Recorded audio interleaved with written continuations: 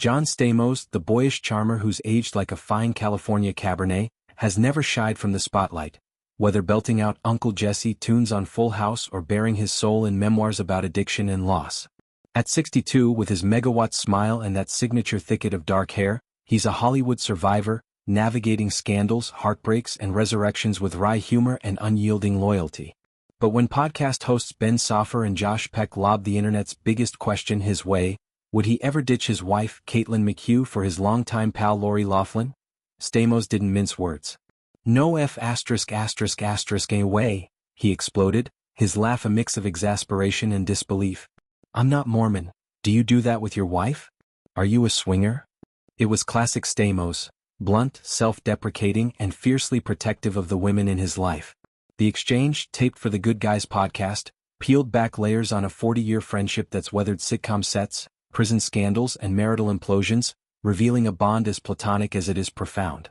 Their history stretches to the late 80s, when Stamos, fresh off General Hospital as brooding Blackie Parrish, landed Jesse Katsopoulos on the Tanner family sitcom. Loughlin, 61, arrived in season 2 as Becky, the radio host who tamed Jesse's bad boy Grease with her wholesome wit. Off-screen, the sparks fans shipped were pure fiction. "A lot of people think, oh, you guys were romantic or whatever," Stamos confessed, chuckling at the misconception. He once quipped in an interview that Loughlin was the one that got away, a line that's haunted headlines ever since. But clarify he did, "I happen to say she was the one that got away in something, and it was an interesting thing." Their soul flirtation? A hazy memory of locking lips on a Disneyland ride in the early 80s pre-Full House. "I always thought that we made out on some ride at Disneyland. I've known her since the early 80s, he mused. Loughlin denies it. Stamos wonders if it's something I made up in my mind, some kind of fantasy. Either way, it's folklore now, a footnote to a friendship built on trust, not tension. Loughlin's recent separation from Mossimo Giannulli after 28 years has Stamos in full Big Brother mode. "I'm just heartbroken for her right now," he said, voice cracking with empathy. "I've really tried to be there for her during this time." He paints Giannulli as a terrible narcissist, accusing him of dragging Loughlin into the 2019 Operation Varsity Blues scandal that torched her all-American image. The couple allegedly funneled $500,000 through fixer Rick Singer to fake their daughters, Olivia Jade, 26, and Isabella Rose, 27, rowing credentials for USC admission. Loughlin served 2 months in a Dublin, California federal prison in 2020, emerging to community service and a $150,000 fine. Giannulli got 5 months, $250,000 and 250 hours. Stamos bristles at the imbalance. She goes to prison for this S***T, for 3 months, and he goes for whatever. He recalls her post-release nonchalance. "When I asked how it was, she said, I met a lot of nice ladies in there. We had a book club. That's her. She didn't deserve to be dragged through that." Stamos's ire toward Giannulli runs deeper. "Every bit of negativity or hardship you've been through has been connected to this guy," he told Loughlin. "Rumors of Mossimo's infidelity? I'm taking the fifth on that, but whatever he did busted her up to the core." Founded in 1986, Mossimo exploded from Newport Beach garage startup to $1 million first-year sales, hitting $4 million by year 2. By 1995, it spanned women's wear and suits. A 2000 Target deal netted $27.8 million, cementing household status until Iconix's 2006 buyout. Success bred entitlement, Stamos implies, turning Giannulli into a very successful dude, who squandered a wife like that and a family like that. Loughlin, in his eyes, is an angel, beautiful inside and out, enduring years of putting up with a lot. Post-split, she's devastated, but Stamos and Caitlin, who live nearby in Hidden Hills, are her rocks. "Caitlin's been good about it," he notes, crediting his 2018 bride, the former Hallmark actress and mother to their son Billy, 6, for her compassion. Their own love story is Stamos's redemption arc.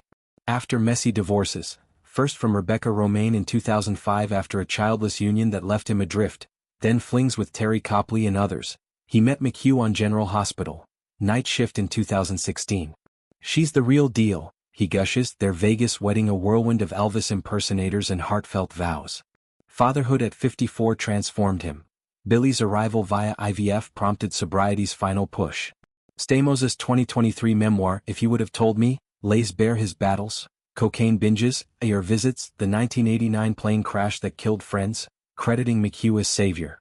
Lori was Sandy, from Grease, Before the leather, he jokes. Rebecca was sandy after the leather. It's levity masking loyalty. Loughlin, like Romaine, is family sans romance. Reflecting on Varsity Blues dawn, Stamos recalls a 5 a.m. text. Is Lori okay? Heart pounding, he called her in Canada for a Hallmark shoot. Yeah, why? She chirped. Explaining the headlines, she shrugged. Mossimo handles all that stuff. By noon it was all channels. Every channel. Stamos fumes at her vilification as poster child for white privilege, insisting, she's not a liar, she's a saint. The scandals fall out. Lost when calls the heart roll, brand deals evaporated, pales beside emotional toll. Olivia Jade's YouTube empire crumbled, but mother-daughter bonds endured, with Loughlin mentoring Isabella's fashion pursuits. Stamos's defense is fierce because Loughlin's story mirrors his own redemptions. Fuller House, 2016 to 2020, revived his Jessie, but offset, he's advocated mental health via his sock line, proceeds to children's hospitals, and mentored young actors. Their Full House reunion at the 2023 Emmys, Stamos, Loughlin, Candace Cameron Bure, Jodie Sweean, was a tearjerker, hugs defying headlines.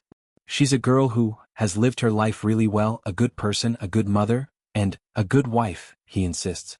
As Loughlin rebuilds, perhaps a Netflix comeback, therapy sessions in Brentwood, Stamos vows distance from Giannulli. I will never talk to him again. It's not pettiness, it's principle. In quieter moments, Stamos envisions healing. Beach walks with Billy where Loughlin joins, sharing laughs over Full House bloopers. Or poker nights, her competitive streak matching his. Their friendship, forged in 80s hairspray and Tanner tears, endures because it's uncomplicated, mutual respect, zero strings. That podcast outburst? Not anger at the question, but at presuming fragility in bonds he's fought to fortify. As Hollywood churns scandals, Stamos stands sentinel reminding us, true allies don't trade vows, they guard hearts. Loughlin's next chapter, divorce decrees, custody calm, will test her, but with Stamos in her corner, it's one she'll navigate with that book club grit. After all, in the Tanner house, family isn't blood, it's chosen fiercely forever.